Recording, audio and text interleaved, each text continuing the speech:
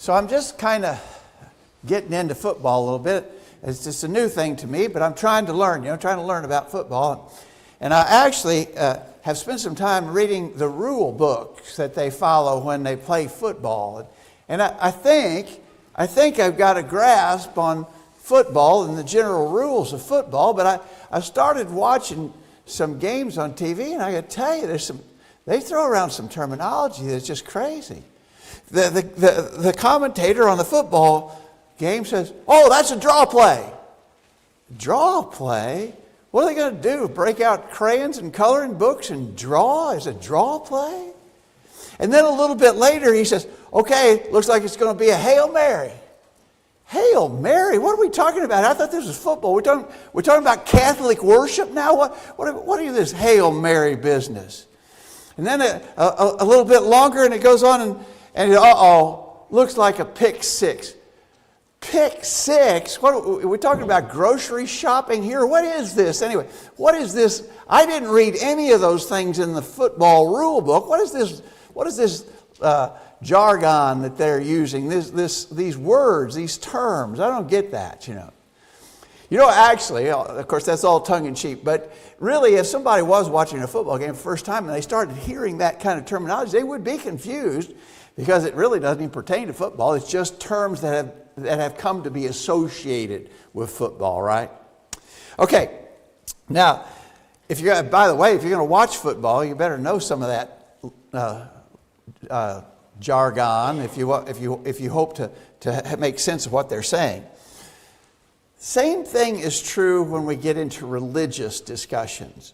Whenever we get into religious discussions, sometimes there are words, terms that are thrown out that are not biblical. They're not found in the Bible, but they're used fairly commonly. And it's good for us to know some of that terminology that gets thrown around. Again, it's not in the Bible, but it's some stuff that we probably need to know a little bit about. And so tonight, I want to talk about a couple of those kind of terms. I want to talk about modernism and postmodernism. And you probably have heard those terms used. We need to know just some basics about modernism and postmodernism. And so for a few minutes tonight, we want to investigate that, sort of get a little bit of a working knowledge of what those terms mean. We stop here just to say thank you for being here. Add words of welcome to those that James already extended. We're glad you're here. We just got a ton of sick people. I don't know that I can remember a time when we've had so many people sick at the same time, unless you go back to the COVID outbreak that we had back in 2020. But other than that, I don't know when we've had a time with so many people sick. We're glad you're not sick, and we hope you don't get sick. And wash your hands and use hand sanitizer and do whatever else you have to do to try and avoid getting whatever it is that's going around. We're glad that you're here, and for any who are visiting, thanks for coming our way. Okay, modernism and postmodernism. Let's talk first of all about modernism. Modernism is a theological philosophy that came into being in the late 1700s, early 1800s. So it's 200 years old. It prevailed. It was a prevailing theological thought until about the mid-1900s, when it was discarded in favor of, we'll talk about postmodernism, that which came after. So there was modernism, and then there was postmodernism, that which came after modernism. And we'll talk about that in a minute. So what was the idea? What were these modernists, what were they promoting? Well, they had the idea that the Bible is not historically accurate, and it only conveys ancient legendary traditions. We'll talk more about each one of these things. They further said that the miracles described in the Bible can be explained in natural, logical ways, and that the only real moral code in the Scriptures is that each person must make his ethical decisions based upon the overriding principle of love for others. All right, now what I'd like to do is just take each of those, and I've tried to, I want to tell you right up front, this is an oversimplification, but I do think that these are the principal sort of underlying things that modernists believe and what they act upon. So let's talk about each of these just briefly to show that it's really false. Modernism is false. First of all, let's talk about their claim that the Bible is not historically accurate. It really only conveys ancient legendary traditions. It's just basically a lot of legends and myths and handed down stories, you know. And as those legends got passed on through the centuries, they got exaggerated. You know, every time the story was told, it got exaggerated a little bit more. And it's sort of like that claim, you know, your grandpa said that he had to walk to school every day, right? And it was a mile. He had to walk a mile to school every day. And then the more he told that, the farther it was he walked. You know, before long he said, I was walking 5 miles a day. Every day I had to walk 5 miles to school.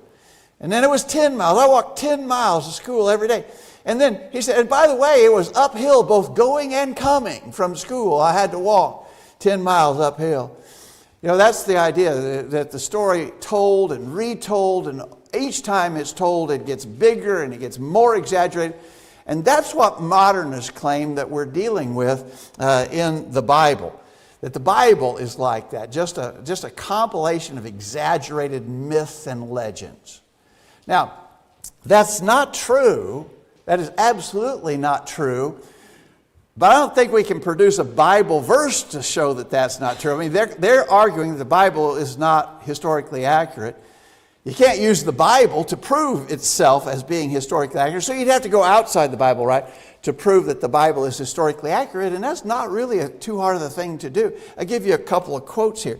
For instance, Time magazine said, the Bible is often surprisingly accurate in historical particulars, more so than earlier generations of scholars ever suspected. Well, isn't that something? Time magazine, who would not typically be a sympathetic source to those who believe in the Bible, had to admit the Bible is surprisingly accurate in historical particulars. U.S. News and World Report said a wave of archaeological discoveries is altering old ideas about the roots of Christianity and Judaism, and affirming that the Bible is more historically accurate than many scholars thought. Now again, here's not a necessarily sympathetic source, but they are admitting the Bible is accurate. So I got to tell you, if these kind of people are having to say, the Bible seems to be really accurate in the things it portrays, the historical events it describes. If these people are willing to say that, I think we just got to accept that as true. When someone who's not necessarily in our camp, so to speak, makes those kinds of statements, then I believe that they should be accepted as accurate. The Bible is not just a compilation of ancient myths and legends. Now, the next thing they say is that the miracles described in the Bible can be explained away in natural or logical ways. You know, this is sort of a logical progression from the previous point. Most everything in the Bible is just exaggerated legend. And by the way, when it gets to the business about miracles, miracles didn't really happen. They can all be easily explained away. In fact, this point right here, that the miracles of the Bible can be explained away by some natural phenomenon, this is the point that probably most often is emphasized about modernism. That modernists don't believe in the supernatural, and they don't believe that the Bible miracles are true. There's a natural way to explain it. There's some logical way to explain it. It's not supernatural. That's what the modernist claims. This is why I had Rick read John 6. And you know this text. This text is about Jesus walking on the water. Let's read it again real quickly. When even was now come, his disciples went down into the sea and entered into a ship and went over the sea toward Capernaum. And it was now dark, and Jesus was not come to them. And the sea arose by reason of a great wind that blew. So when they had rowed about 25 or 30 furlongs, they see Jesus walking on the sea and drawing nigh unto the ship. And they were afraid. But he said unto them, It is I, be not afraid. Then they willingly received him into the ship, and immediately the ship was at the land whither they went. John doesn't mention, but Mark and Matthew mention that Peter, of course, asked if he could come out and meet Jesus on the water. And you know that part of the story that Matthew and Mark include. John doesn't include it in his account. So you say miracles can be explained in naturalistic ways. How's the modernist going to explain this miracle? Well, here's what they say. They say that Jesus wasn't really walking on the water. There was just some rocks just under the surface of the water. And Jesus wasn't walking on the surface of the water. He was just walking out on sort of a succession or a series of rocks that existed just below the surface of the water. And Jesus was just walking out there on those rocks. Oh, really? You think that works? You think that's a fair explanation of this miracle? Notice they had rowed about 5 and 20 or 30 furlongs, 25 or 30 furlongs. Furlongs, we don't use furlongs much. I think maybe still in horse racing they talk about furlongs. We don't talk about furlongs. A furlong is an eighth of a mile. 1/8 of a mile is a furlong. So 20 or 25 or 30 furlongs works out to 3.2 to 3.8 miles. In fact, the English Standard Version here says that they had rowed 3 or 4 miles. You want to tell me that Jesus just happened to know where there were well-placed rocks just under the surface that allowed him to walk out 3 or 4 miles into the sea and stay above the water? That's just incredible. That's harder to believe than a miracle, if you ask me. I have trouble stepping across a ditch sometimes. If it's a wide creek and I'm trying to step across on the stones, I almost always fall off. Jesus is supposed to walk 3 or 4 miles out into the sea on well-placed rocks that were just under the surface? You see how ludicrous that is? That's just ridiculous. That's how hard the modernist wants to explain away the miracles in some natural way. It doesn't work, but that's what they try to do. Let me give you an example of one more thing. Here's Jesus raising Lazarus from the dead. John chapter 11. John chapter 11, beginning verse 17. We're going to skip several verses, obviously, but just get the gist of this. When Jesus came, he found that he, Lazarus, had lain in the grave 4 days already.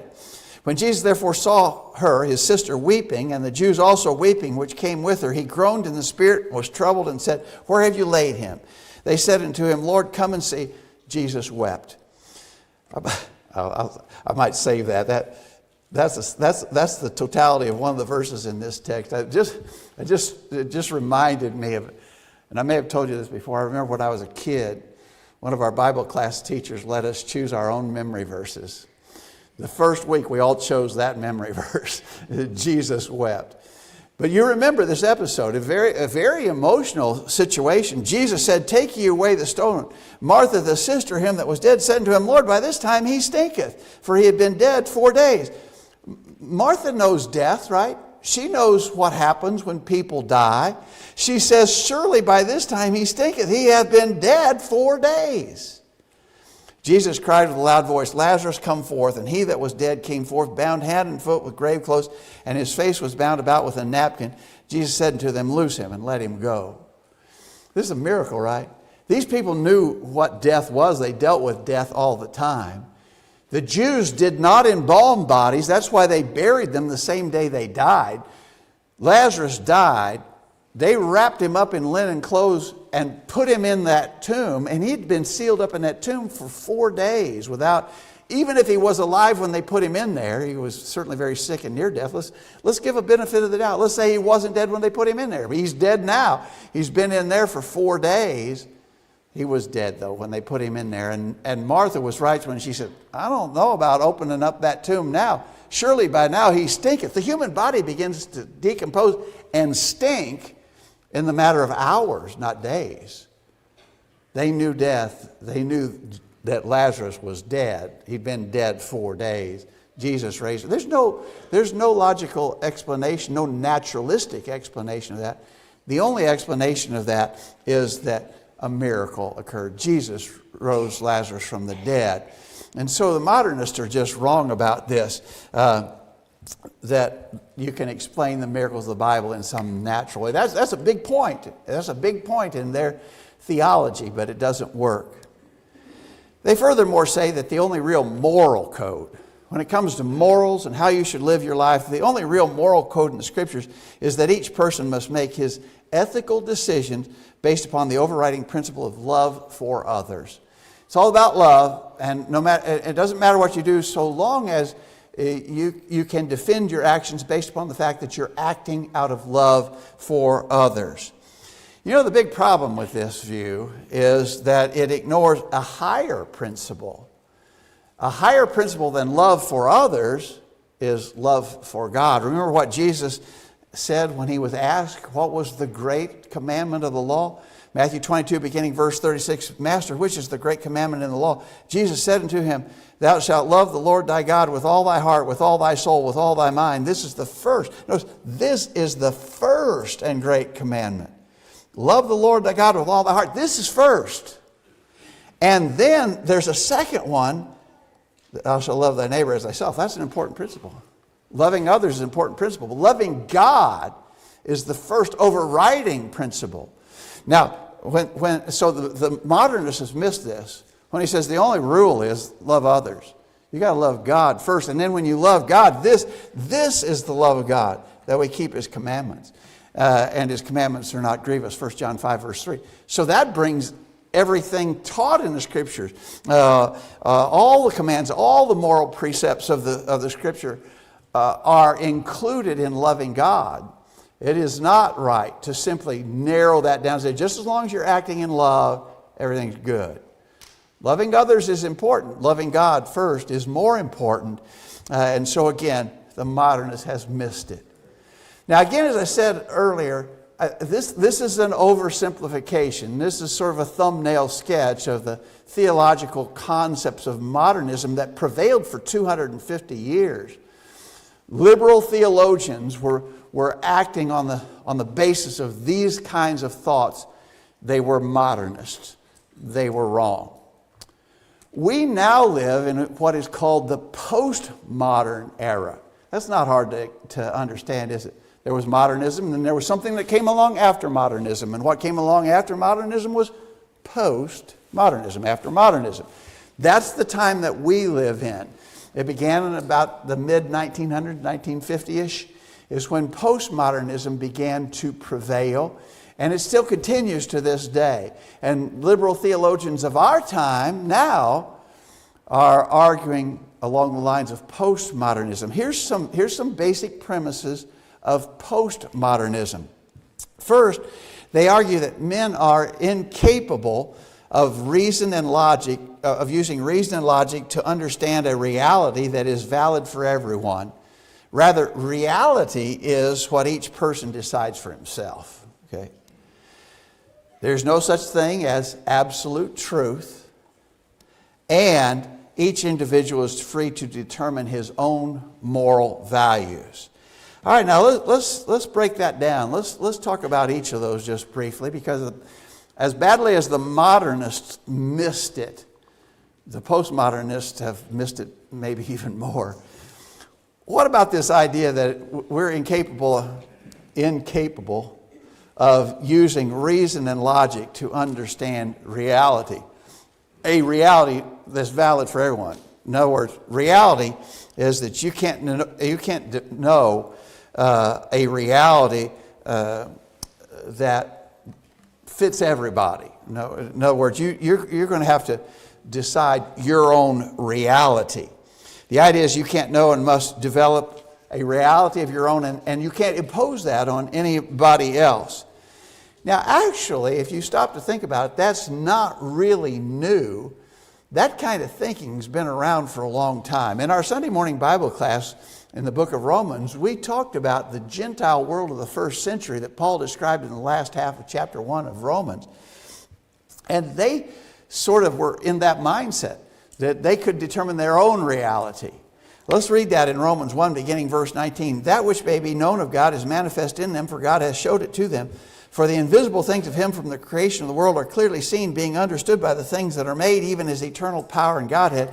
Notice, so that they are without excuse. In other words, God has revealed Himself. God has made Himself known. You can look around and see what God made. You know there's a God. Anybody who denies the reality of God is without excuse. Because that when they knew God, they glorified him not as God, neither were thankful, but became vain in their imaginations, and changed the glory of the uncorruptible God into an image made like to corruptible man, and to birds, and four-footed beasts, and creeping things, and worshipped and served the creature more than the Creator, who is blessed forever. Amen. For this cause God gave them up unto vile affections, for even their women did change the natural use into that which is against nature. Notice, they changed the glory of the uncorruptible God into an image made like a corruptible man. They worshiped and served the creature more than the Creator. You know, to me that almost sounds like postmodernism. In other words, they deny the reality of God, and then they establish their own reality. So I'm going to make this idol. I'm going to construct this idol, and I'm going to pay homage to this idol. That's my reality. My reality is that this image that I carved out with my own hands is God. And I'm going to worship this idol.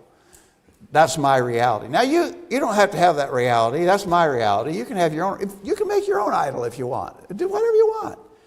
My reality is that this idol is my God and I'm going to serve it. It's kind of crazy.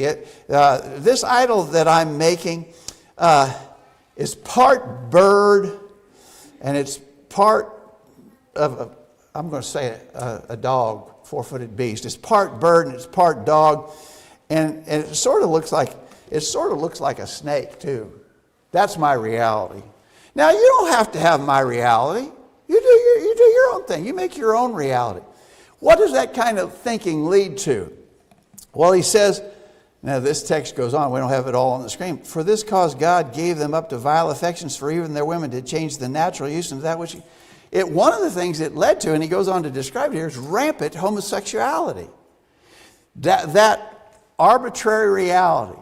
They decided for themselves what they wanted to be real. And they invented it all in their own minds. Notice he talks about their vain imaginations. They invented this all in their own mind. And it led to all kinds of corruption and all kinds of wickedness and immorality. That's what happens when you have that mindset that there is no reality that it fits everybody. Now, what also goes with that is that there is no such thing as absolute truth. So you have your own reality and I have mine. Therefore, what's true for me may not be true for you. There's no truth there's no reality that fits us all. There's certainly no truth that fits us all. There's no absolute truth. Now, what happens is when my truth is not necessarily your truth and your truth is not necessarily my truth, what happens with that is, think about that for a minute. What happens with that is, a boy can call himself a girl. Or a girl can call herself a boy if she wants to.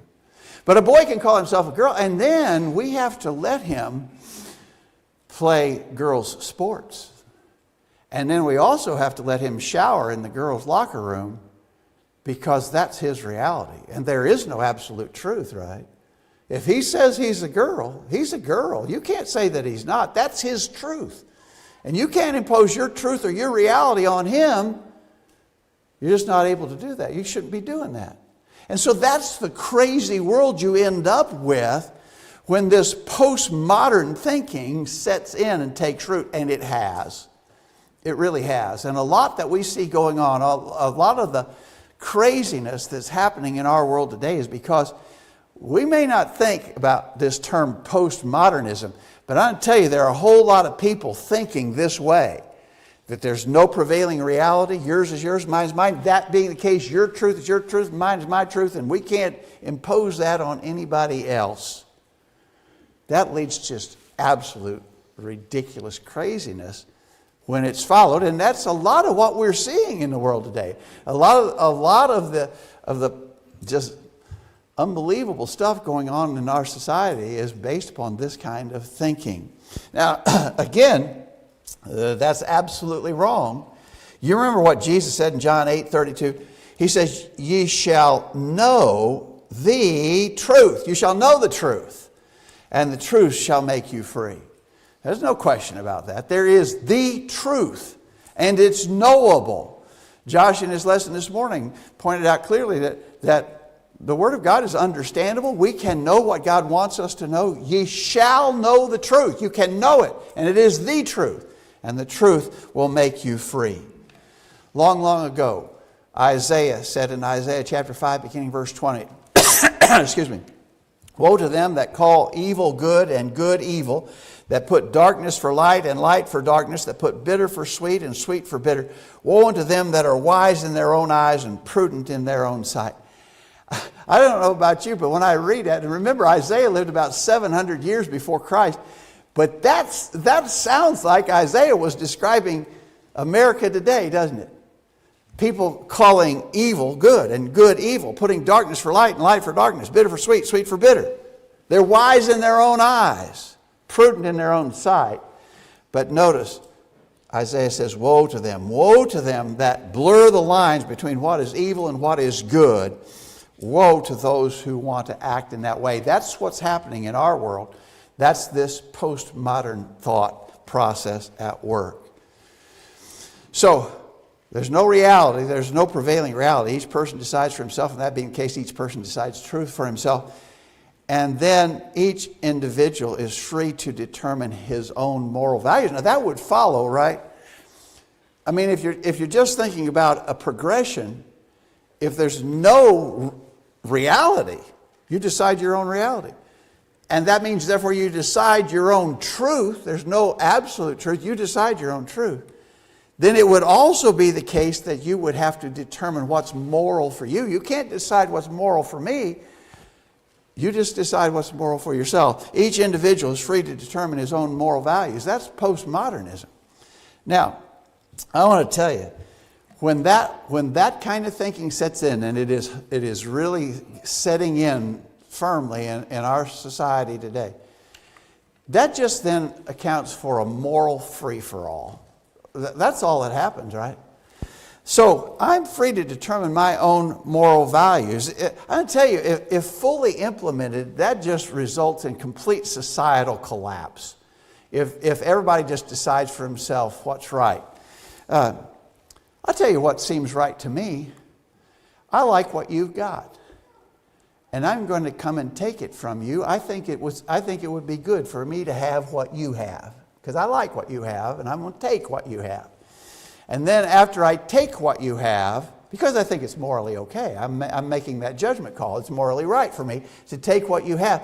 And then after I take what you have, I think I might eat you, because that seems right too. Well, who can say no? Who can say that would be morally wrong? Obviously, that's just, I'm using that as a ridiculous illustration. But there's no stopping place. Once you follow this postmodern progression, there's no stopping place. There are no absolutes. Therefore, each person is free to determine his own moral values. That's not true. You know that's not true. Actually, everybody knows that's not true. Even the postmodernist, when I pull into his driveway to take his car, he's going to fight me over that car. He doesn't believe this when it comes to his things. He doesn't believe that when it comes to violating his rights. He wants there to be absolute truth. This is his car, and nobody else can take it.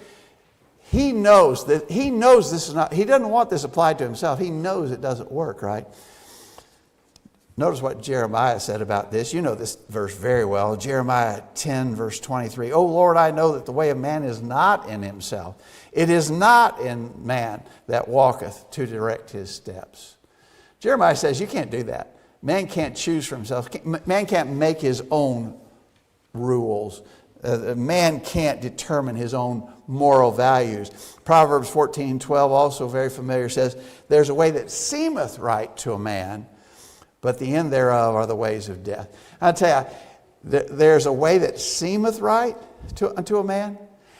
It's hard for me to believe that anybody really thinks this is right, but there are some people who are promoting this kind of thinking, and it's really setting in our society. People are living by these rules.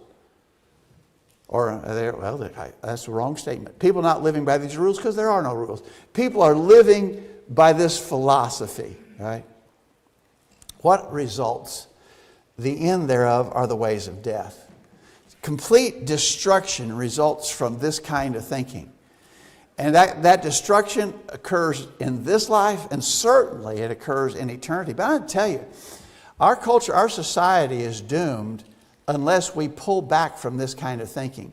Unless postmodernism, with all of its ramifications, can be exposed and people can understand it. As long as people continue in this progression, we're doomed. Our culture is doomed. Our country is doomed if postmodernism continues to prevail as a way of thinking. And so there you have it. Again, this is really superficial, sort of thumbnail sketch sort of stuff. But these two terms, modernism, that got the ball rolling. And that kind of thinking was around for 250 years. Liberal theologians were thinking that way. That's why a lot of the mainstream religious denominations are so liberal, because they got corrupted with modernistic thought. And their leaders were following modernistic theology. That's why a lot of those mainline denominations are way out there in left field, because they started that way. But now it's gotten even worse, because in the last 75 years, we have entered into the era called postmodernism, which is even worse. And a lot of people in our world, and especially in our country and in our culture, are thinking along the lines of postmodernism. All right. That's sort of an FYI kind of a lesson. I hope it's helpful. As I said at the outset, hopefully it gets us familiar with that terminology. That's not terminology that we use very often. We don't. Some people do. We don't. But at least when we hear it, maybe you got a grasp of some of the implications of that. Thanks for listening. We hope it's helpful. We're going to sing a song of invitation. As we sing this song, if you need our help in making your life right with God, let us know. If you need to obey that gospel plan, hear, believe, repent, confess, be baptized. If you need to do that, let us know. We're anxious to help you. If you need the prayers of the saints for any reason, let us know while we stand and sing this song.